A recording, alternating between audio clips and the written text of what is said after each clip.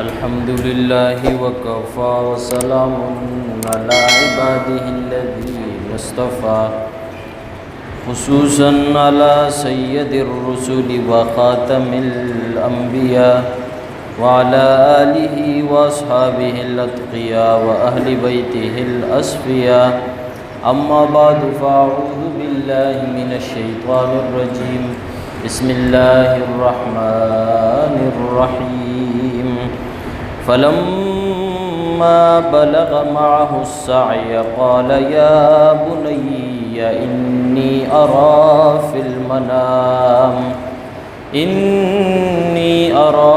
المنام أني أذبحك فانظر ماذا ترى قال يا أبت افعل ما تؤمر ستجدني إن شاء الله من الصابرين. قال تعالى في موضع آخر وإذا رأوا تجارة أو لهوا انفضوا إليها وتركوك قائما قل ما عند الله خير من اللهو ومن التجارة والله خير الرازقين. قال النبي صلى الله عليه وسلم إن بني إسرائيل تفرقت 72 ملة وتفترق أمتي على 73 ملة كلهم في النار إلا ملة واحدة. قالوا ومن هي يا رسول الله؟ قال ما أنا عليه وأصحابي.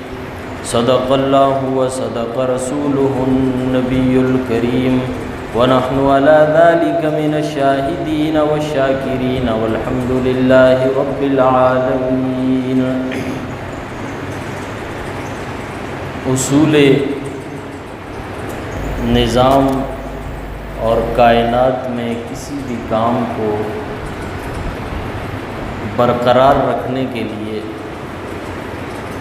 اس کے ہر پہلو کی، اس کی ہر نوعیت کی اور ہر سرحد کی حفاظت کرنا ضروری ہے.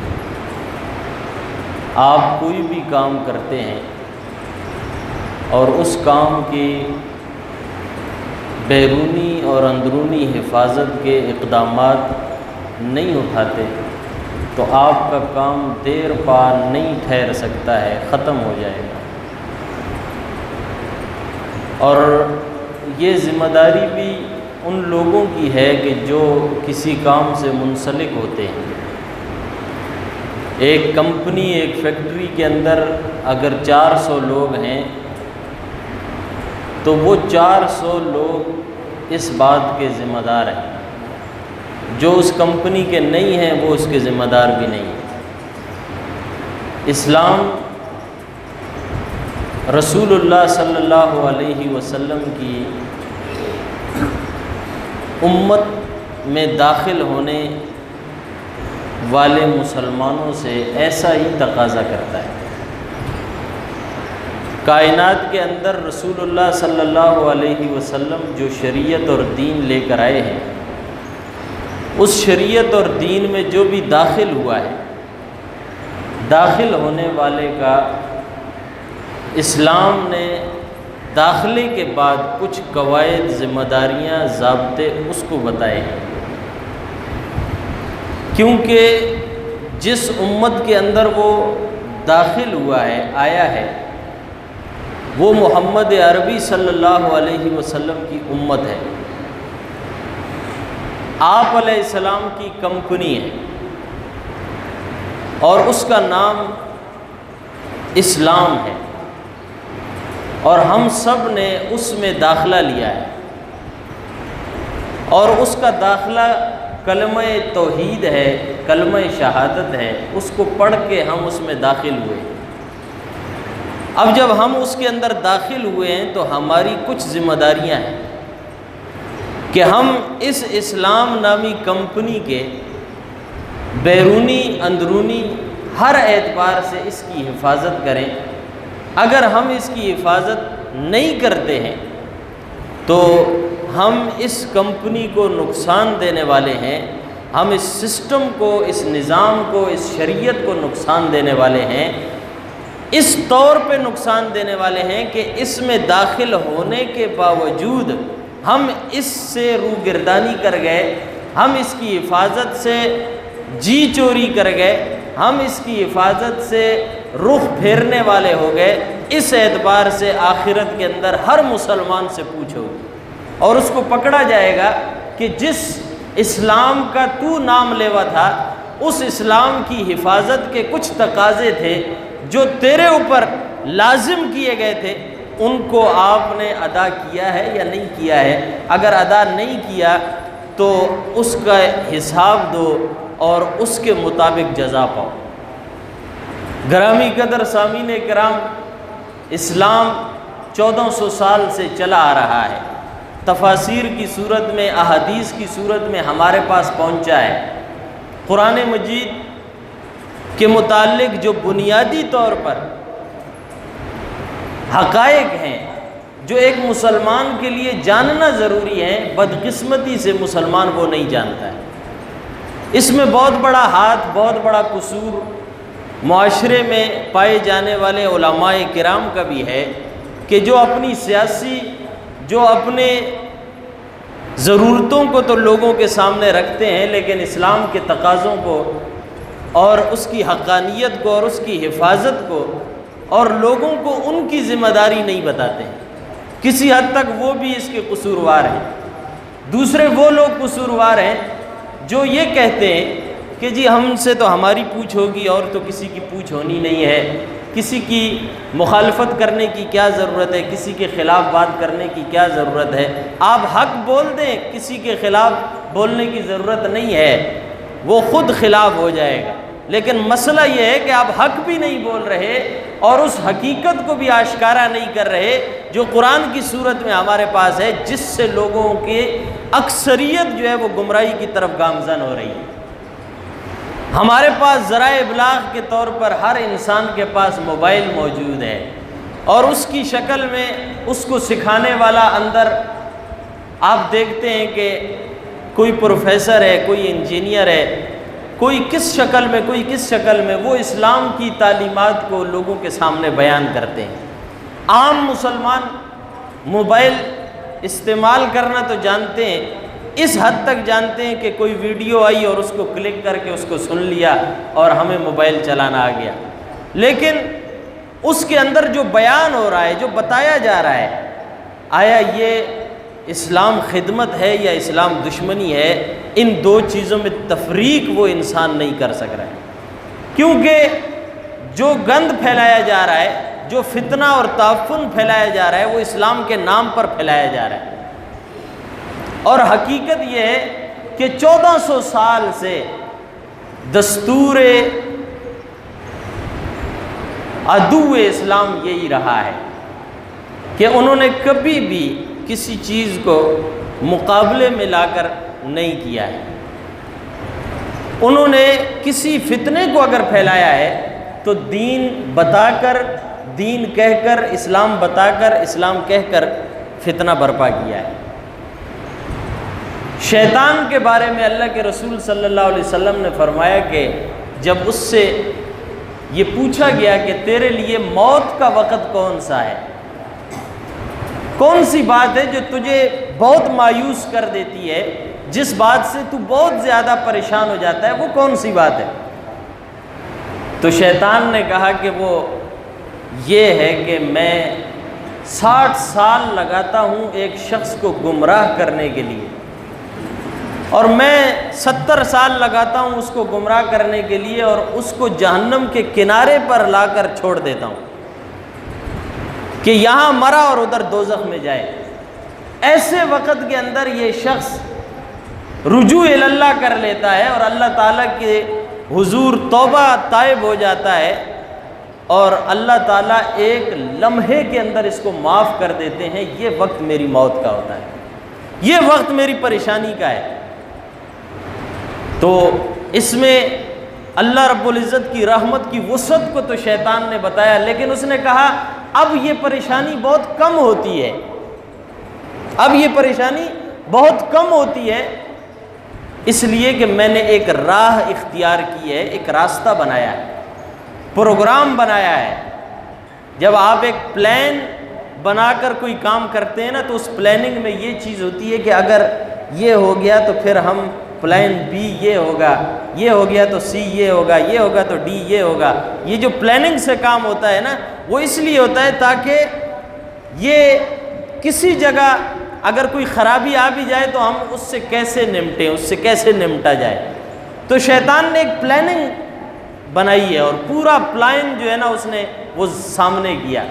اس نے کہا اب یہ دکھ، اب یہ درد مجھے نہیں ہوتا، اور ہوتا بھی ہے تو بہت کم ہوتا ہے۔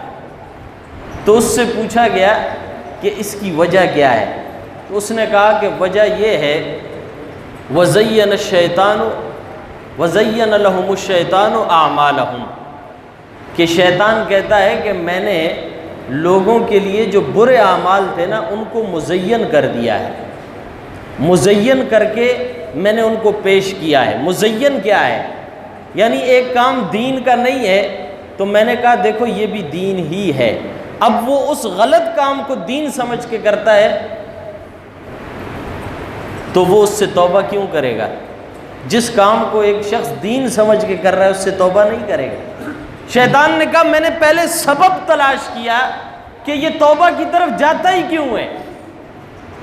تو اس نے کہا مجھے سبب یہ ملا کہ اس لیے جاتا ہے کہ جس عمل بد کو یہ کر رہا ہوتا ہے اس کو بد سمجھتا ہے، جس بدعت میں مبتلا ہوتا ہے اس کو برا سمجھتا ہے، جس شرک میں مبتلا ہوتا ہے اس کو برا سمجھتا ہے۔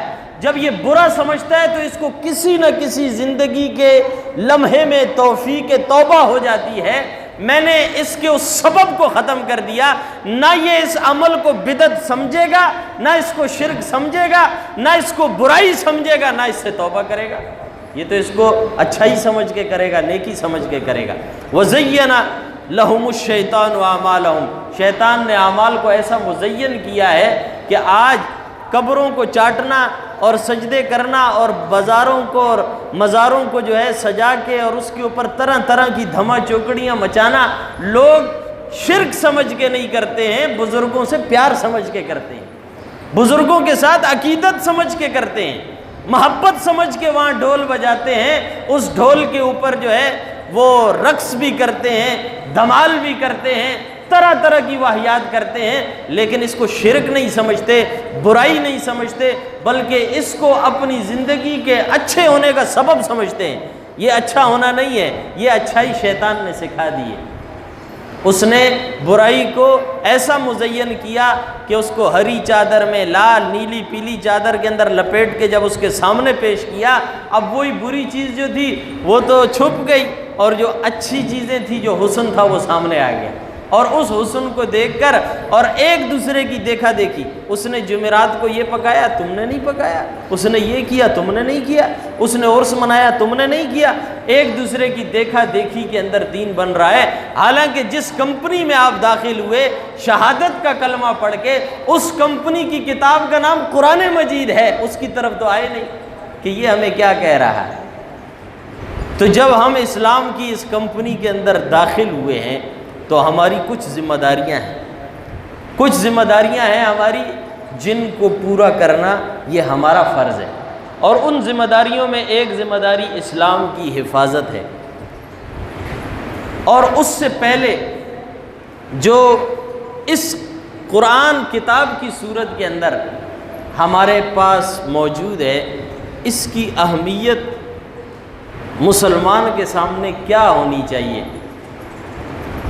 میں سمجھتا ہوں اور میں نے یہ دیکھا ہے، میرا یہ تجربہ ہے کہ مسلمان بنیادی طور پر قرآن مجید کو نہیں جانتے، اگر جانتے ہیں تو اس حد تک کہ یہ اللہ کی کتاب ہے، محمد عربی صلی اللہ علیہ وسلم پر نازل ہوئی ہے، بس اس حد تک جانتے ہیں۔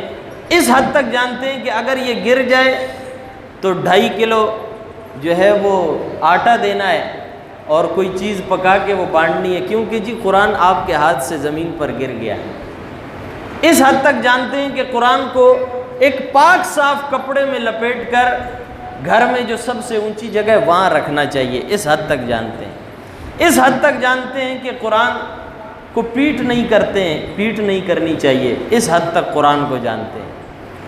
لیکن اس سے آگے جو ہے بہت زیادہ عملی اعتبار سے قرآن کیا ہے کہ آگے جی مولوی صاحب آپ کوئی آیت پڑھ کے دم کر دیں، رقیہ کے لیے، تعویذ کے لیے قرآن کو جانتے ہیں، حالانکہ قرآن کتاب ہے اللہ تعالیٰ کے بیان کردہ احکامات کی۔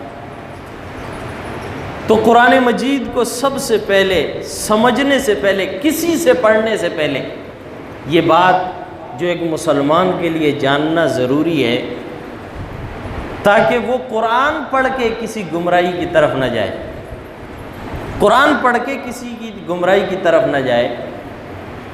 تو کس چیز کا جاننا ہمیں قرآن کے متعلق ضروری ہے؟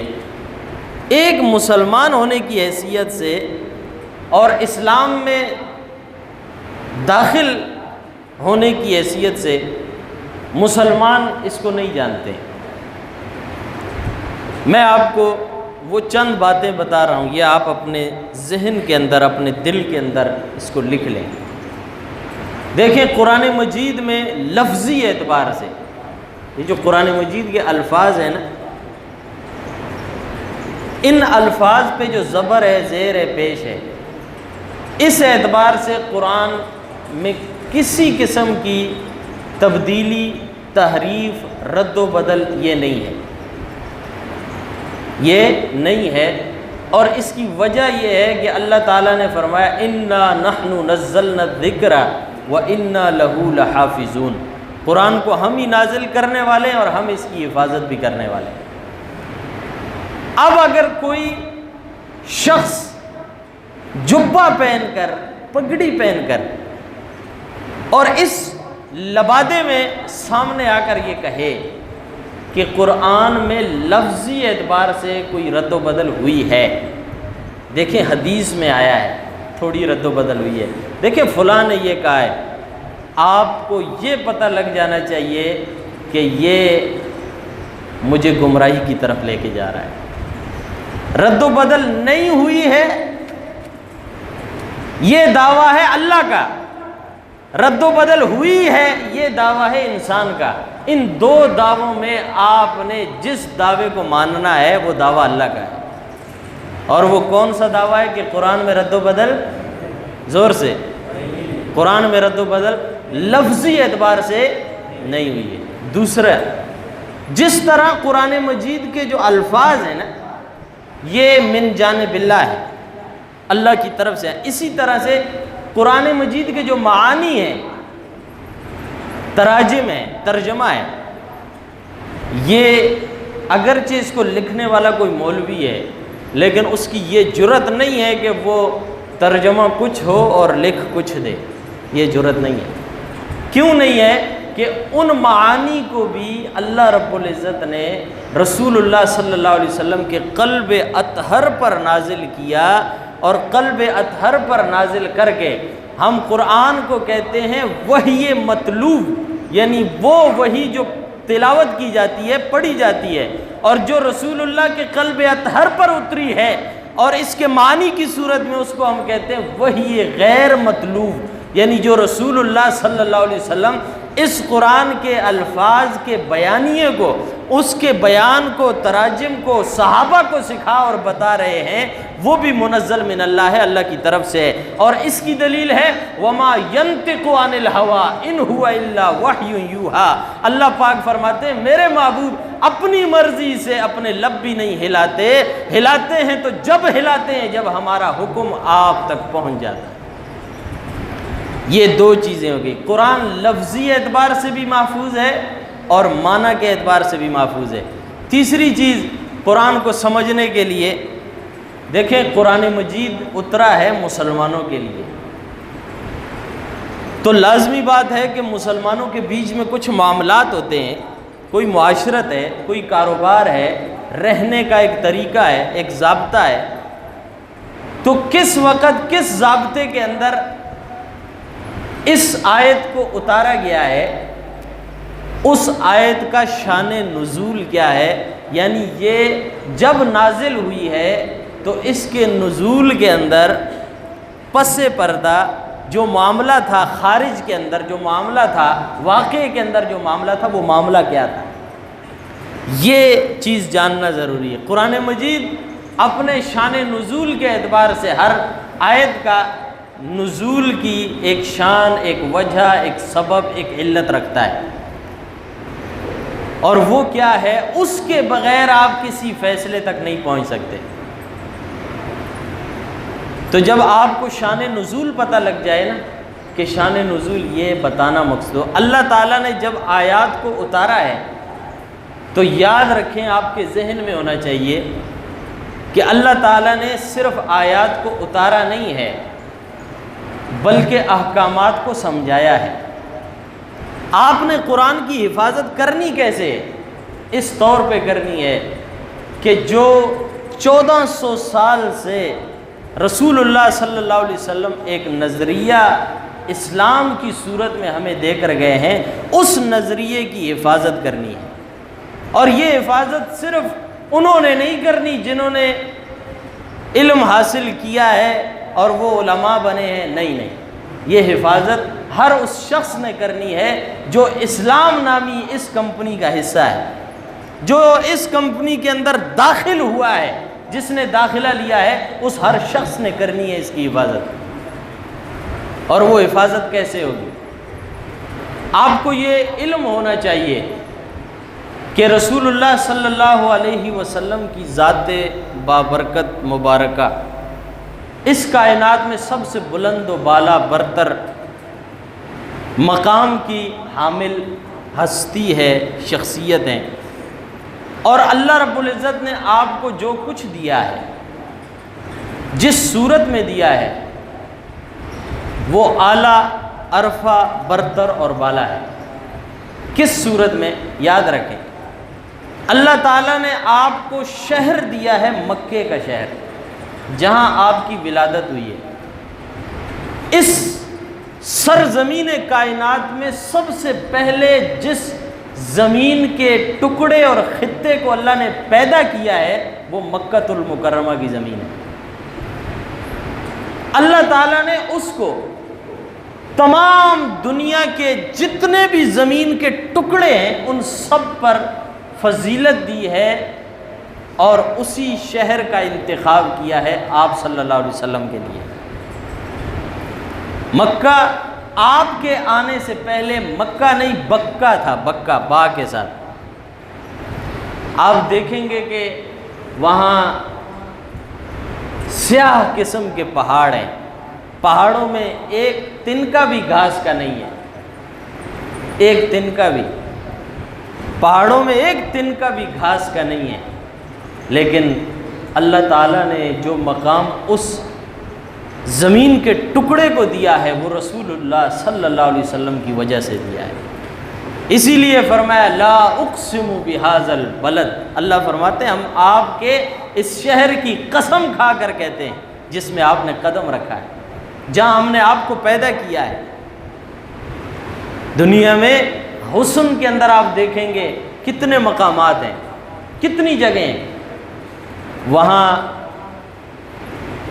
مجھے بھی اللہ کی توفیق سے جانا ہوا ہے۔ یہ پہاڑوں کو دیکھ کر میں نے ایک شعر لکھا تھا وہاں پر، مکے کے پہاڑوں کو دیکھ کر بہت ساری چیزیں میرے ذہن میں تھی، ایک شعر میں نے وہاں اس جگہ پر لکھا، ان پہاڑوں کو دیکھ کر کہ خدا کے نام کی ہیبت ہے دیکھی ان پہاڑوں میں، خدا کے نام کی ہیبت ہے دیکھی ان پہاڑوں میں، نہ سبزہ ان میں ہے کوئی، نہ انسا ہے ہنسی کوئی، نہ سبزہ ان میں ہے کوئی، نہ انسا ہے ہنسی کوئی، موسیٰ طور کو گر حاصل ہے موسیٰ کے قدموں کا شرف، پائی ہرا نے ہے وہ نجس جیسی جبیں کوئی۔ رسول اللہ صلی اللہ علیہ وسلم نے اس ہرا میں جو اپنی جبین مبارک لگائی ہے، اس وجہ سے مکے کی سرزمین جیسی زمین اور کوئی بھی نہیں۔ تو اللہ تعالیٰ نے آپ کو تو اونچا بنایا، جو چیز آپ سے ٹچ ہوتی گئی ہے اللہ نے اس کو بھی بلند و بالا کر دیا ہے۔ آپ مکہ کو چھوڑ کر مدینے آئے، سیر کے لیے آپ نہیں آئے تھے مدینے، وطن کو چھوڑ کر دوسری جگہ جانے کا جو سبب تھا وہ یہ اسلام تھا، وہ یہ اسلام تھا۔ اور یہی درس ہے پوری امت کو کہ جہاں اسلام کا وقار برقرار رکھنا مسلمان کے لیے مشکل ہو جائے اور وہ اسلام کی عزت اور توقیر کو برقرار نہ رکھ سکے، اس کے بیان تک کی اجازت اس کو نہ ہو، تو وہاں سے ہجرت کر کے اس شہر کو چھوڑ دینا جیسے نبی پر ضروری تھا، نبی کی امت پر بھی فرض ہو جاتا ہے۔ ایسے نہیں چھوڑا تھا، اور ہجرت کر کے رسول اللہ صلی اللہ علیہ وسلم نے بتایا ہے کہ جو میرا امتی ہوگا اور جو میرے اسلام کی اور میرے قرآن کی بات کرے گا وہ کم سے کم ایسے موقع پر ہجرت کا قائل ہوگا، تقیے کا قائل نہیں ہوگا۔ تقیہ کہتے ہیں کہ اپنے دین کو، اپنے مذہب کو چھپا لینا، دل کے اندر چھپا لینا، منافقت کرنا، چاپلوسی کرنا، اس کو تقیہ کہتے ہیں۔ ایک طبقہ ہے جو تقیے کو عبادت سمجھتا ہے اور یہ کہتا ہے لا ایمان لمن لا تقیۃ لہ، وہ شخص مومن نہیں ہے جو اپنے ایمان کو چھپائے نہ۔ ان کی بنیادی کتاب کے اندر اصول کافی میں یہ حدیث ذکر ہے، لا ایمان لمن لا تقیۃ لہ، وہ مومن نہیں ہے کہ جو شخص اپنے ایمان کو چھپائے نہ۔ جب آپ جیسے وہ مسلمانوں سے ملتے ہیں تو کہتے ہیں ہم صحابہ کی عزت کرتے ہیں، ادب کرتے ہیں، اور آپ سمجھتے ہیں یار اخلاق میں کتنے اچھے لوگ ہیں یہ تو صحابہ کی عزت کرتے ہیں، ادب کرتے ہیں، اتنے اچھے اعلیٰ پائے کے اخلاق ہیں ان کے۔ وہ اپنے مذہب کے مطابق تقیہ کر رہا ہوتا ہے، اپنا ایمان ثابت کر رہا ہوتا ہے، اور اس ایمان ثابت کرنے میں تجھے گمراہ کر رہا ہوتا ہے اپنی منافقت سے۔ یار ہم نے تو پوچھا تھا، ہمارے پاس کمپنی میں ایک کام کرتا ہے نظر حسین نقوی، اس نے تو یوں کہا، اس نے تو کہا کہ نہیں ہم تو صحابہ کی عزت کرتے ہیں، مانتے ہیں ہم تو اس نے اپنے مذہب کے مطابق تقیہ کیا۔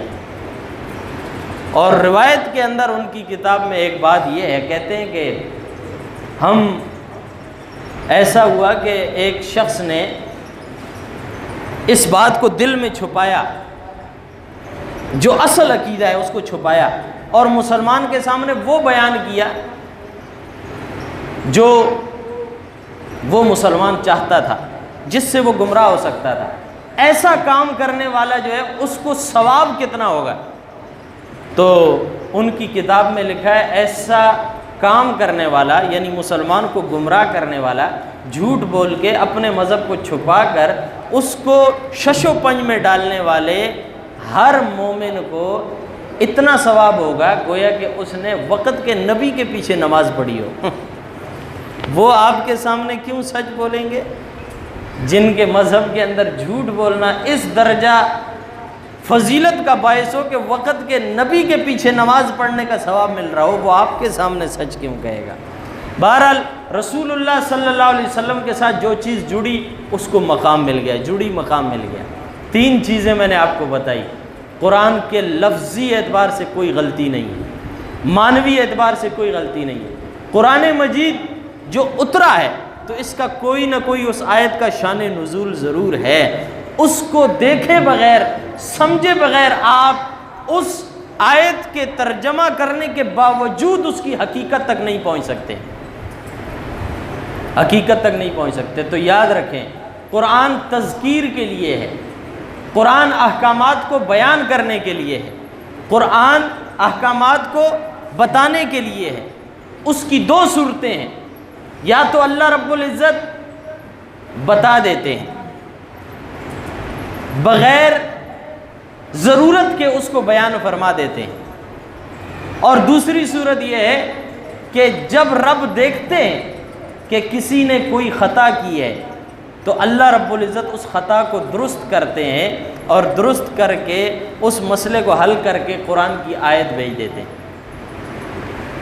اس کام کے لیے اللہ رب العزت نے جن کا انتخاب کیا ہے نا، اس منتخب جماعت کا نام صحابہ کرام۔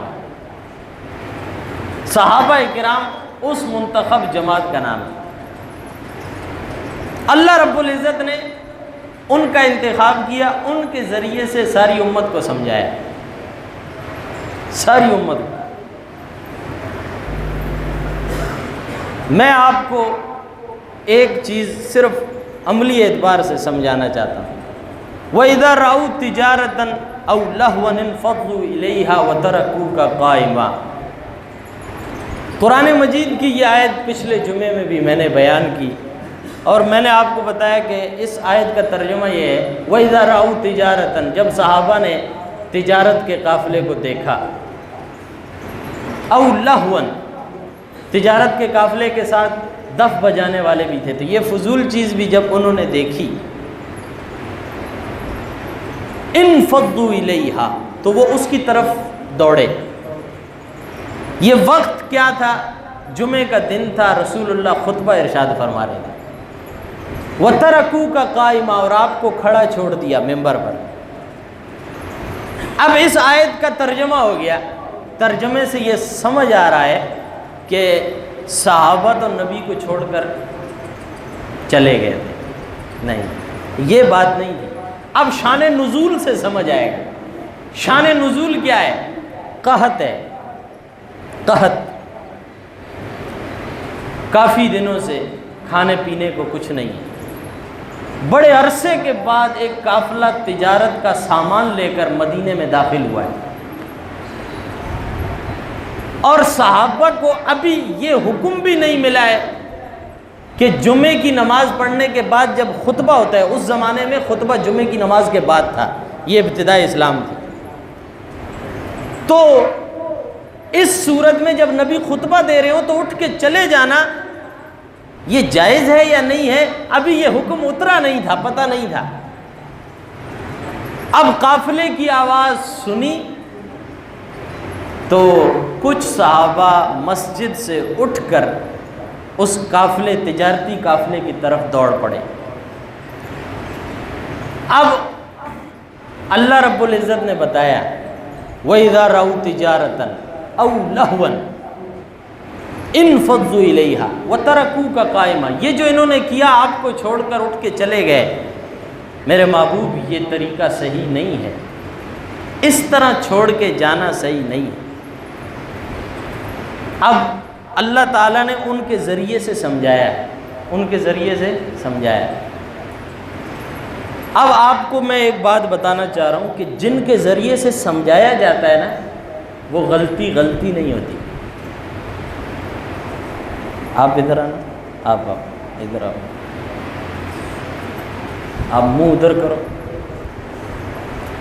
یہ بچہ میرے پاس پڑھتا ہے، اور میں اس سے کہتا ہوں کہ یار یہ جو سامنے دوسرے بچے بیٹھے ہیں نا، ان کو میں نماز سکھا رہا ہوں، تو بھائی تکبیر تحریمہ کے لیے میں اس کو کہتا ہوں کہ ہاتھ اٹھاؤ کانوں تک، آپ اٹھاؤ ہاتھ، یہ صحیح طریقہ ہے، اور اس کو موڑ دو یوں۔ اب میں کہتا ہوں بھائی یہ جو طریقہ ہے نا، یہ کیا ہے؟ غلط طریقہ ہے، بیٹھ جاؤ۔ اب یہ جو میں نے ان کو کر کے دکھایا، یہ صحیح طریقہ ہے، یہ غلط طریقہ ہے۔ آپ مجھے یہ بتائیں کہ اس میں سے اس کی غلطی کیا ہے؟ بولو، اس کی کوئی غلطی ہے؟ بھائی میں نے اس کو کہا یہ غلط کام کرو تاکہ یہ سیکھ جائیں، اور جن کی غلطی سے سیکھا جو سکھایا جاتا ہے وہ بہت بڑے ہوتے ہیں، وہ بلند ہوتے ہیں۔ صحابہ کرام سے غلطی اللہ رب العزت نے کروائی ہے، اور کروا کر اللہ رب العزت نے اس غلطی سے امت کو درس دیا ہے، سبق دیا ہے، سمجھایا ہے۔ دیکھو جو کام یہ ہوا ہے، انہوں نے کیا ہے، یہ غلط ہے۔ جب اللہ نے بتا دیا اور پوری امت کو سمجھا دیا، آج اگر آپ خطبے میں امام کو چھوڑ کر نہیں جاتے ہیں تو اس کے پیچھے وجہ یہ ہے کہ اللہ نے صحابہ کو کھڑا کر کے ان سے غلطی کروا کے تمہیں سمجھایا ہے۔ پھر تمہیں پتہ لگا ہے خطبے میں امام کو چھوڑ کر جانا گناہ ہے۔ یہ اگر آپ کو پتہ چلا ہے تو صحابہ کی غلطی سے، اور یہ غلطی کروائی اللہ رب العزت نے خود ہے۔ اب اس سے میں نے غلطی کروائی نا، ہاتھ یوں کرو، یہ میں نے اس سے غلطی کروائی کہ ہاتھ یوں کرو، اب اس نے ہاتھ یہ کیے تو یہ تو غلط ہے۔ آپ جب تکبیر تحریمہ کے لیے اٹھائیں گے تو ہاتھ یہ اٹھنے چاہیے، یہاں تک بھی صحیح ہے، یہاں تک بھی صحیح ہے، یہ اٹھائے، ہاتھ سیدھے ان کا رخ قبلے کی طرف ہونا چاہیے۔ اب یوں کوئی کر رہا ہے تو یہ غلط طریقہ ہے۔ اب جو بتایا جا رہا ہے کہ یہ غلط ہے، تو غلط بتانے کے لیے جو عمل کیا جا رہا ہے وہ غلطی نہیں ہوتی، اس کو کہتے ہیں وہ خطا جو دوران تربیت کی ہے، دوران تربیت کی۔ صحابہ تربیت کے دوران اگر کوئی خطا کرتے ہیں، اللہ فرماتے ہیں میں نے معاف کیا ہے۔ اب ان کی خطا سے پتہ کیا چلا؟ جو دشمن ہے نا دین کے، انہوں نے تو کہا دیکھو یہ تم صحابہ کرتے ہو، صحابہ تو نبی کو خطبے میں چھوڑ کے چلے گئے۔ صحابہ نبی کو خطبے میں نہیں چھوڑ کے گئے، صحابہ ایران کی اینٹ سے اینٹ بجا کر گئے۔ صحابہ تمہارے قیصر و کسریٰ کو زمین کے ساتھ ملیا میٹ کر کے گئے ہیں، صحابہ تمہارے پرخچے اڑا کر گئے ہیں، صحابہ تمہارے زنا کے دھندوں کو ختم کر کے گئے ہیں، تمہاری متع کی پیداوار کو ختم کر کے گئے ہیں۔ صحابہ نبی کو چھوڑ کر نہیں گئے، اللہ رب العزت نے صحابہ کے ذریعے سے امت کو احکام سمجھائے ہیں۔ تو جب احکام سمجھانے کے لیے کوئی عمل صحابہ سے کروایا گیا ہے تو اس عمل کے بیک پر رسول اللہ صلی اللہ علیہ وسلم نے خود صحابہ کی فضیلت کو اپنی امت کے سامنے آشکارا کیا ہے، بیان کیا ہے۔ میں نے پچھلے جمعے میں حضرت ماعز کا واقعہ آپ کو بتایا، جنہوں نے زنا کیا تھا اور ان کے خون کے جو دھبے تھے وہ ایک صحابی کے کپڑوں پر لگ گئے سزا پانے کے وقت میں۔ اللہ کے نبی صلی اللہ علیہ وسلم جب حجرہ مبارک سے باہر آئے تو آپ نے پوچھا میرے ساتھی کا کیا کیا؟ اس صحابی جس کو زنا کی حد لگائی جا رہی ہے اس کو نبی کہہ رہے ہیں میرے ساتھی کا کیا کیا؟ صحابہ نے کہا یا رسول اللہ ہم نے اس کو مارا، رجم کر دیا۔ ایک صحابی نے کہا یا رسول اللہ اس کا گندا خون بھی میرے کپڑوں پہ لگ گیا۔ آپ نے فرمایا نا میرے رب نے مجھے دکھایا ہے، میں نے ماعز کو جنت کی نہروں میں غوطے لگاتے دیکھا ہے، وہ جنت چلا گیا ہے۔ کیوں جنت گیا؟ صحابی جیسا ایمان تو بناؤ۔ جب اس صحابی نے دیکھا کہ مجھ سے زنا ہوا ہے تو اس کا چین اڑ گیا، کس بات سے کہ میں اللہ کا سامنا کیسے کروں گا۔ جب پتہ کرتا ہے تو اسے پتہ چلتا ہے کہ اللہ کے سامنے کی صورت ایک ہی ہے، اپنے آپ کو دنیا میں احتساب کے لیے پیش کر دو۔ پیش کر دیا رسول اللہ کی خدمت میں، اللہ کے نبی صلی اللہ علیہ وسلم نے اس سے منہ موڑا، 4 دفعہ منہ موڑا تو امت کو پتہ چل گیا کہ کسی پر زنا کی حد لگانی ہو تو گواہ 4 ہونے چاہیے۔ جب درمیان میں صحابی بھاگا تو اس کے بھاگنے سے امت کو پتہ چلا جس نے خود اقرار کیا ہو اگر وہ بھاگے تو سزا ساقط ہو جاتی ہے۔ اس لیے زانی کو سزا جو دی جاتی ہے پہلا پتھر انہی سے مروایا جاتا ہے جنہوں نے گواہی دی ہے۔ اگر ان میں سے کوئی پتھر مارنے سے پیچھے ہٹ جائے تو سزا ساقط ہو جاتی ہے۔ کیوں؟ گواہی کے اندر شبہ پیدا ہو گیا۔ یہ پتہ کہاں سے لگا؟ صحابہ کے عمل سے۔ اللہ نے ان کے ذریعے سے دین سمجھایا ہے۔ اب وہ دین اس طور پہ سمجھایا۔ اب آپ دیکھیں کہ صحابہ کرام جمعے کے دن رسول اللہ خطبہ فرما رہے ہیں اور تجارت کے قافلے کی طرف دوڑ گئے۔ پتہ چلا صحابہ کے عمل سے کیا کیا پتہ چلا؟ سب سے پہلے یہ پتہ چلا کہ خطبے کے وقت کے اندر دوڑنا، امام کو چھوڑ کے جانا یہ جائز ہے۔ یہ یہاں سے پتہ لگا جب اللہ نے ان سے یہ عمل کروایا۔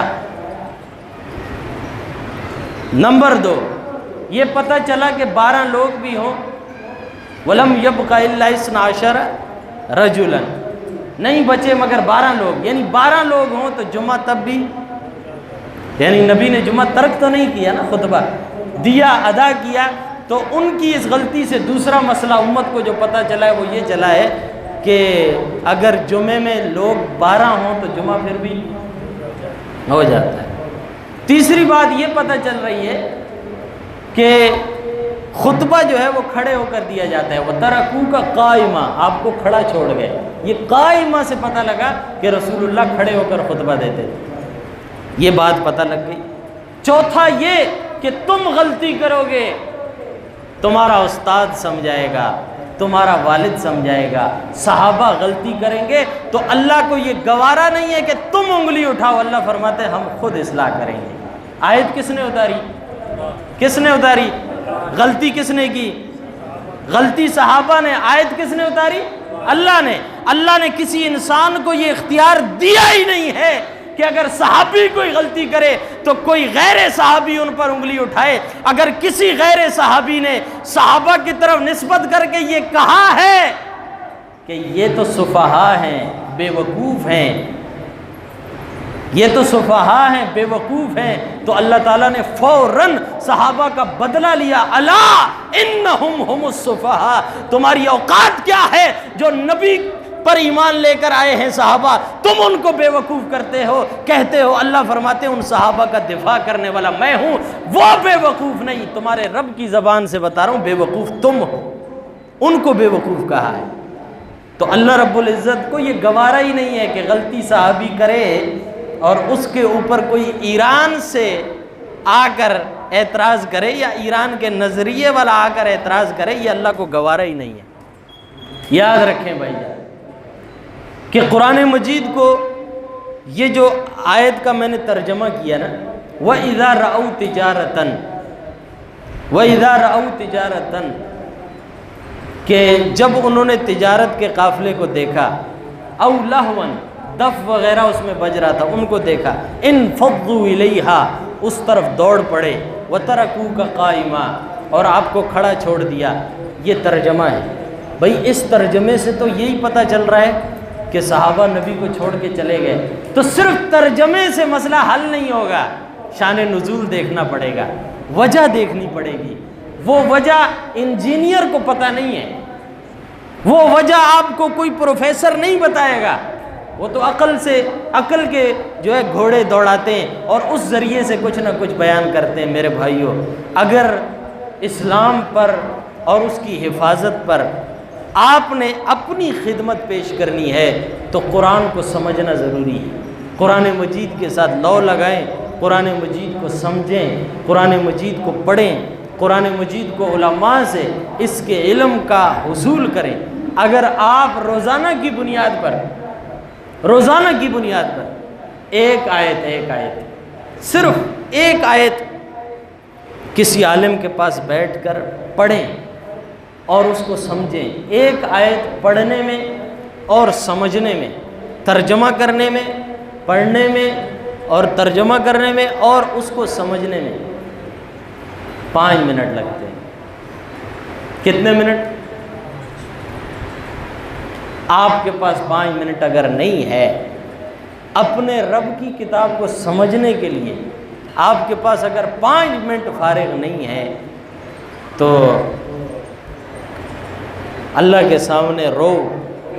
کون سی چیز ہے کہ اللہ رب العزت تمہیں اپنی کتاب پڑھنے اور سمجھنے کی بھی توفیق نہیں دے رہا؟ یہ 5 منٹ لگیں گے، ایک آیت پڑھو۔ لیکن یہ نہیں کہ آپ ایک بندہ فون کر رہا ہے صبح 9 بجے، مفتی صاحب مجھے آپ وہ آیت پڑھائیں، ایک 11 بجے میرے بھی کام ہے، پڑھنا ہے تو میں آپ کو ٹائم دیتا ہوں، آپ اس ٹائم پر آئیں اور جمع ہوں، یا 10 20 50 لوگ جو جمع ہوتے ہیں کہ ہم اس ٹائم پر آ سکتے ہیں، اس ٹائم پہ آپ ہمیں بتا دیں تو میں آپ کو پڑھاؤں، میں آپ کو سمجھا سکتا ہوں۔ فون پر میں نہیں سمجھا سکتا۔ بعض لوگ مجھے ہی سن کے وہ میرے لیے مصیبت بنا دیتے ہیں، 2 بجے رات کو فون کر کے کہتے ہیں سر میں درد ہے، دم ڈال دو۔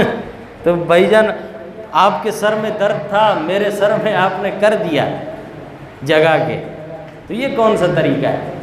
سر میں درد ہے تو گولی کھاؤ، ڈاکٹر کے پاس جاؤ، دم سے کیا ہوگا؟ وہ دم جو ہے فارغ اوقات میں ہوتا ہے، جب فارغ ٹائم ہے، اس کے لیے صرف جمعے کا دن ہے، ہم جمعے کے دن جو ہے یہ کام کرتے ہیں، بیٹھتے ہیں، کوئی پیسہ نہیں لیتے، کسی قسم کا نہیں لیتے، صرف اس لیے کہ آپ اپنا نظریے، اپنے عقیدے یہ گدی نشینوں کے پاس خراب کریں گے جا کر۔ ہم اللہ کی رضا کے لیے کہ کم سے کم پہلے یہ بتا نماز 5 وقت پڑھتے ہیں نہیں، تو جو آپ 5 وقت کی نماز نہیں پڑھتے تو کسی رشتہ دار نے آپ پر تعویذ نہیں کیا ہے، اللہ تعالیٰ کی پکڑ میں اللہ نے کیا ہے آپ پر تعویذ۔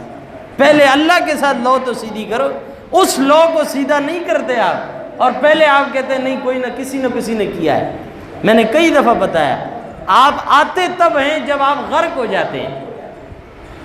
کوئی بندہ آج تک میرے پاس اس لیے نہیں آیا کہ مفتی صاحب میرا حساب کرو، دیکھو میں تو جھونپڑی والا تھا، گاؤں میں جانور پالتا تھا اور ان کے دودھ پر گزارا کرتا تھا، کراچی آیا ایک دم میرے پاس 10 کروڑ پتہ نہیں کیسے آگے، کسی نے کچھ کیا ہے، دیکھو صحیح میرا حساب کرو، کوئی نہیں ہے۔ وہ آپ اپنا کمال سمجھتے ہیں، اور جب غرق ہو جاتے ہیں پھر آپ کہتے ہیں مفتی سے وہ گورا چارہ باندھے سے کڑی دی۔ اللہ پاک ہمیں سمجھنے کی اور عمل کرنے کی